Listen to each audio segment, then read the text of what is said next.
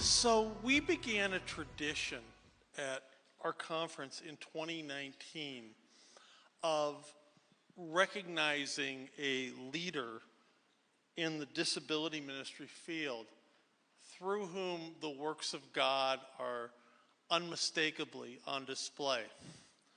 This is a field of ministry where folks oftentimes serve, faithfully, with excellence, without necessarily getting the recognition that they deserve. And so we want to recognize someone who over an extended period of time has made a major contribution to advancing the cause of disability ministry. Two of our previous award winners are here. You heard from Dr. Eric Carter this morning, and tomorrow morning you'll be hearing from Steph Hubach. And I think that in that tradition, we would like to honor our 2025 President's Award winner, Dr. Lamar Hardwick.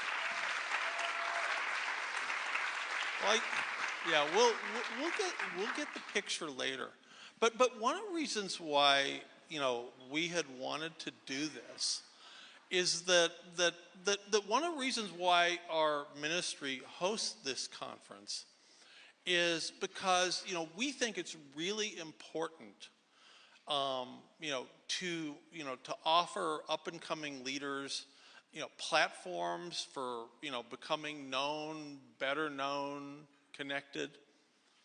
We met Lamar through this conference in 2018. And so that he had applied to speak at, it was Inclusion Fusion Live back then. And you're the autism pastor and you've become famous for that. And submit the application, and you sent us a video, and I was watching you preach, and I'm thinking to myself, there's no way this guy has autism. I mean, you were far too dynamic, engaging, and then you're at the conference, and I think we were all out to dinner at Five Guys, and about 15 seconds into dinner, I kind of figured out that they probably got you figured out correctly. But Lamar has been called to do an amazing work. I think that your advocacy specifically in the church for folks with autism has been immeasurably impactful. Personally, I think, and one of the cool things about this job is I get asked to read and endorse a lot of folks' books. I think Disability in the Church is the most important book that has been written in this field of ministry in the last 20 years. You have continued to write. And one of the things that I see as being an incredible blessing is that it seems like you have been uniquely positioned to be a leader in growing the disability ministry community into marginalized parts of the church. And in particular, I think God's using your gifts in the historically black church to grow awareness and to grow excellence in disability ministry in a place where some of us, because of culture, would have a very hard time going. And so that, people love you, Lamar, and we're greatly honored to have you, on our board, but we're greatly privileged to get to do ministry with you. So, congratulations. Thank you for all you do.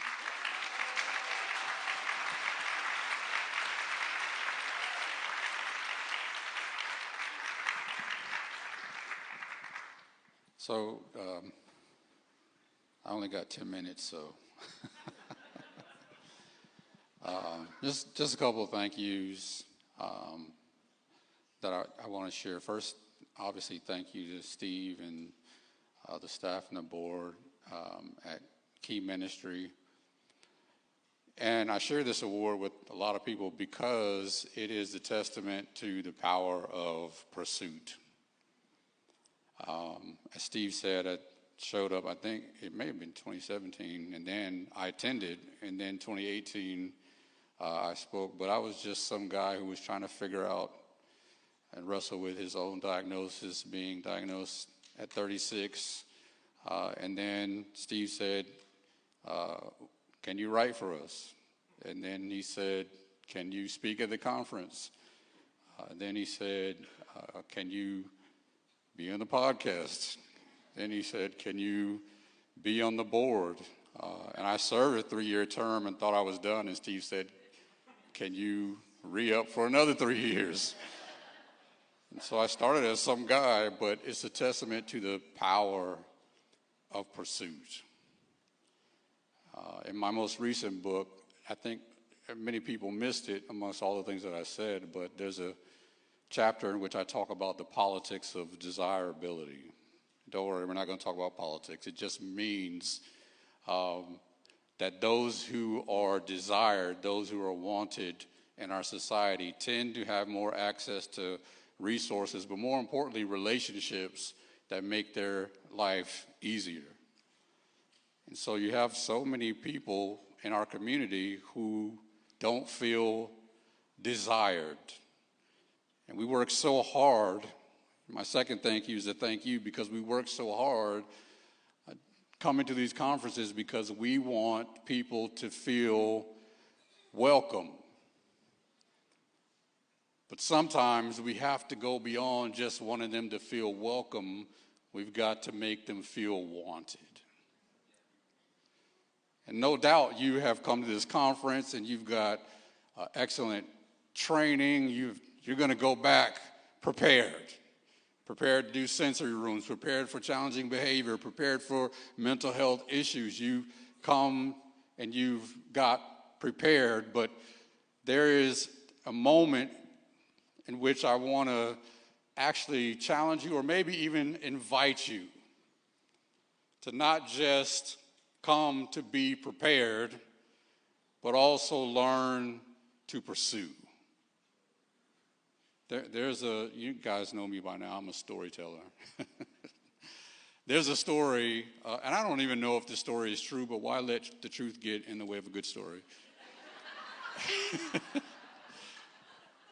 There's a story about Yogi Berra. I'm not a big baseball fan, but they said that he used to really harass batters when they came up. He was a catcher, and he used to harass batters when they came up to bat. And one day they were playing Hank Aaron's team, and Hank Aaron steps to the plate, and Yogi tells him, Hank, you're holding the bat wrong. You're supposed to be able to read the logo. And Hank doesn't really listen to him. First pitch, he lets it go right down the middle. Hank, I'm telling you, you're holding the bat wrong. You're supposed to be able to read the logo. Of course, Hank Aaron just brushes him off, doesn't really pay him much attention. And then the third pitch came, and Hank Aaron reared back and cracked that sucker, and it went deep in the left field, home run. And he runs around, he touches first base and second base, third base, and finally he gets home and touches the home plate and looks at Yogi Berra and tells him, I didn't come here to read. So here's my invitation to you. And I'll have 10 minutes, so I can't preach like I want to. Is that this award, and the reason why I thank Steve and the reason why I thank you and share this with you is because this award symbolizes the fact that we didn't just come here to read.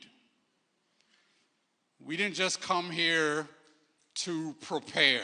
And no doubt, you're going to be prepared. You're going to know what to do. You've taken the workshops. There are speakers who have applied and have given you incredible resources. But we didn't just come here to read. This is what Paul is talking about in the gospel And when Paul talks about in Colossians, we've been talking about it in verse 6 of chapter 1, when he says, this gospel that came to you, that it left the four walls of the church, and it didn't just prepare for people to come into the church, but it went out and it pursued. This award I share with you because it's a testament to pursuit. That we didn't just come here so that people can feel welcome, but when we come prepared and we leave, we go back home and make them feel wanted. How do we do that? We don't just come here to read about Jesus. We don't just come here to read about the gospel. We don't just come here to read about strategies. We didn't just come here to prepare. We came here so that we can go back to our churches and pursue people who oftentimes feel unwanted. So I want to leave you with this invitation and this challenge. If they're Republican, pursue. If they're Democrat, pursue. Come on now, get with me. If they're black, pursue. If they're white, pursue. If they're rich, pursue. If they're poor, pursue. Why? Because we didn't just come here to read. We didn't just come here to prepare. We didn't just come here to make people with disabilities feel welcome. We came here to let them know that they are wanted.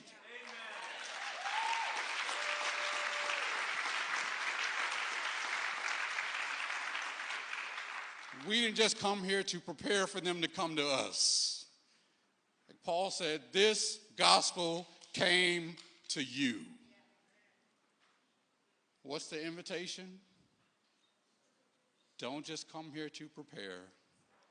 Come here and pursue people with disabilities in your community with the gospel of Jesus Christ. Because when you pursue, they feel desired and they feel wanted.